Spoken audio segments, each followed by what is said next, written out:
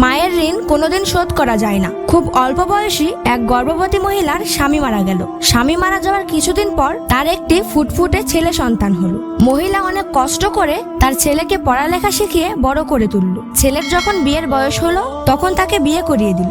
বিয়ের কিছুদিন পর ছেলে তার মায়ের সাথে অনেক খারাপ ব্যবহার করা শুরু করলো এবং মাকে ঘর থেকে বের করে দিল। তার মা কোনো উপায় না পেয়ে এলাকার চেয়ারম্যানের কাছে বিচার দিল। চেয়ারম্যান ছেলেকে বললেন, তোমার মায়ের সব ঋণ শোধ করতে হবে না, শুধু একটা ঋণ শোধ করবে। তোমার মা তোমাকে 10 মাস 10 দিন পেটে রেখেছে, তার এই ঋণটা তুমি শোধ করবে। ছেলে রাজি হয়ে গেল। চেয়ারম্যান ছেলেটির পেটে কয়েকটা ইট ঝুলিয়ে দিয়ে বলল, এটা তোমার পেটে 10 মাস 10 দিন রাখতে হবে না, মাত্র 1 মাস পেটে বেঁধে রাখবে, তাহলে তোমার মায়ের ঋণ শোধ হয়ে যাবে। ছেলেটি তখন চলে আসলো।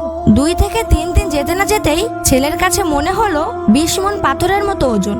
তখন সে বুঝতে পারলো একজন মা কি পরিমাণ কষ্ট সহ্য করে সন্তানকে জন্ম দেয়। ছেলেটি তার ভুল বুঝতে পেরে মায়ের কাছে ক্ষমা চাইলো। প্রিয় বন্ধুরা, মনে রাখবেন, সারা জীবন চেষ্টা করলেও মায়ের 1 ফোঁটা দুধের ঋণ শোধ করা সম্ভব নয়। তাই সাবধান, কখনোই মাকে কষ্ট দিবেন না।